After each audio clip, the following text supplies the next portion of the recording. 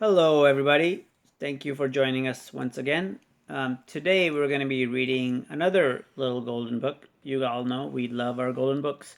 So, this time, we're going to be reading Disney's The Little Mermaid. Let's check it out. So, this is adapted by Michael Teitelbaum and illustrated by Sue DiCicco. All right. Disney's Little Mermaid. King Triton, the great sea king, had many daughters who loved the undersea world.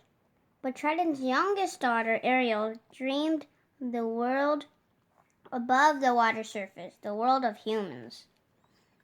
Ariel and her friend Flounder liked to go to the surface and visit Scuttle, the seagull.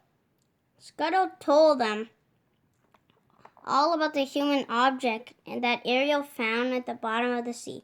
One day, Triton learned about Ariel's trip to the surface. The Sea King grew very angry. He asked his friend Sebastian the Crab to keep an eye on Ariel.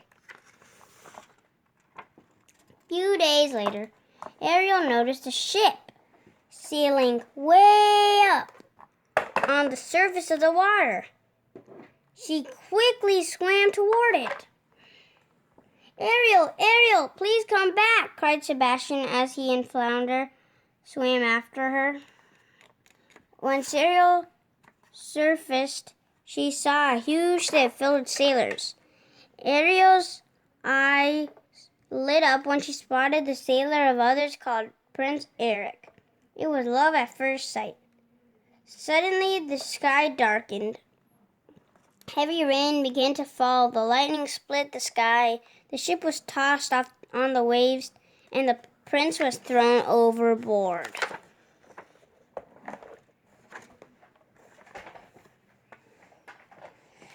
I've got to save him, thought Ariel.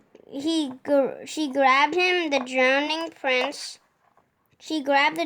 prince and swam to shore, pulling him onto the beach. Prince Eric did not stir as Ariel gently touched his face and sang him a love song. Soon Ariel heard the prince's crew searching for him.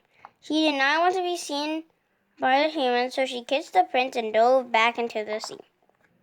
Prince Eric awoke to find Sir Grimsby, his lawyer, stood at his side. Sir Grimsby was happy that Eric was alive. A girl, she rescued me, the prince said. She was singing. She had the most beautiful voice. Prince Eric, too, had fallen in love. King Triton was furious that Ariel had fallen in love with a human. He rushed to the grotto where Ariel kept her collection of human treasures.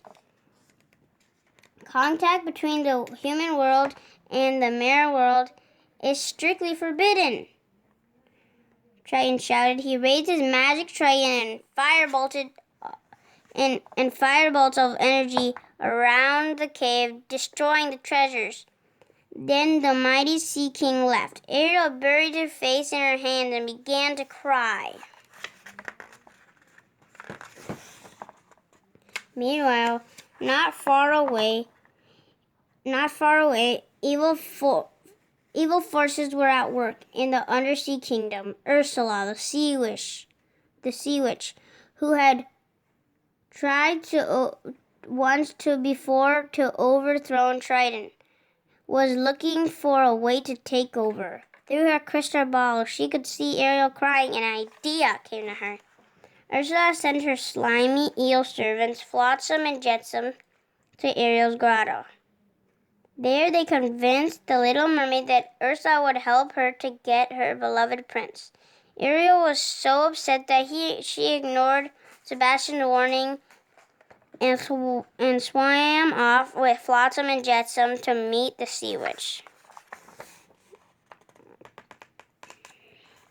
My dear, said the witch, here's the deal. I'll make a potion that will turn you into a human for 3 days before the sun sets on the 3rd day. Once you get dear old Princey to kiss you, if he kisses you, you'll remain human permanently. But if he doesn't, you'll turn back into a mermaid and belong to me. In return for the potion, the witch wanted Ariel's voice. My voice? Said Ariel. Without my voice, how can you still have your looks, your pretty face? Replied Ursula. Ariel agreed. After Ariel agreed to Ursula's deal, an amazing change took place. Ariel's voice flew from her body. She was captured in a seashell around Ursula's neck. Ariel lost her tail, grew legs, and became a human. When Ariel went in search of the prince, she was helped ashore by her friends. She tried to speak to them, but no sound came. A short while later, Ariel saw Prince Eric. The prince had been lovesick ever since hearing her sing. At first, the prince thought Ariel was the girl who had rescued him, but then he learned that she couldn't speak. He was wrong. Prince Eric felt sorry for Ariel. She needed a place to stay, so she took her back to his palace. Over the next 2 days, Prince Eric grew to like Ariel more and more. During the romantic boat ride, Eric was about to kiss Ariel when Flotsam and Jetsam overturned the boat. That was a close one, too close, Ursula, who was watching in her crystal ball. It's time Ursula took matters into her own tentacles. The sea witch mixed a magic potion and turned herself into a beautiful young maiden. On the morning of the 3rd day, there was great excitement throughout the kingdom. Prince Eric was going to marry a young maiden he had just met. Ursula disguised as the maiden and used Ariel's voice to trick Eric.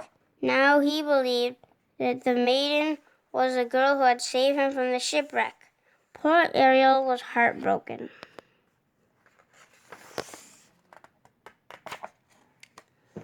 The wedding ceremony was to take place on Prince Eric's new boat.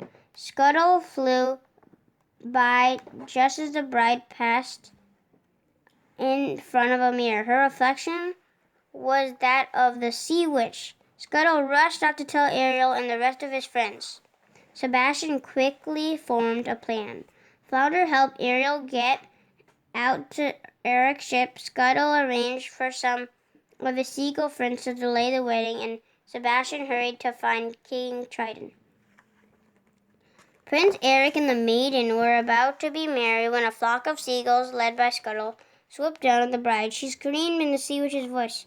Scuttle knocked the seashell containing Ariel's voice from the maiden's neck.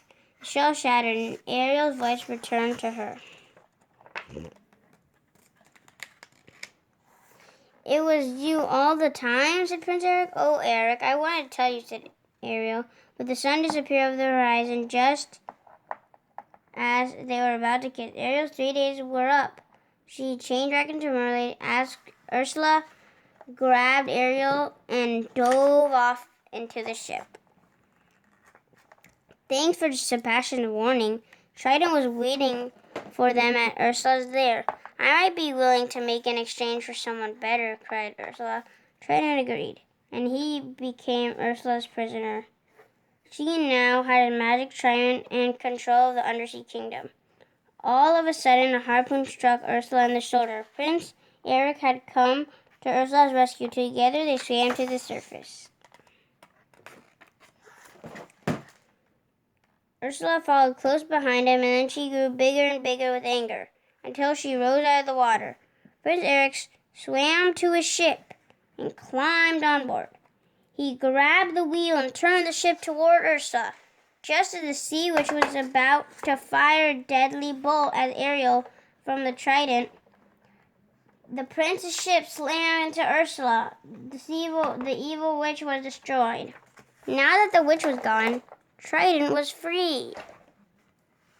He rose from the sea and saw Ariel watching Prince Eric, who was lying on the shore unconscious. She really does love him, doesn't she? Asked the Sea King. Sebastian, who was nearby, nodded. I'm going to miss her, Triton added. Then she raised his trident and shot a magic bolt at Ariel's tail. The little mermaid's tail disappeared, and once again she had legs. Ariel was now human. Prince Eric awoke in time to see his beloved Ariel running onto the shore. He kissed her, and they were married.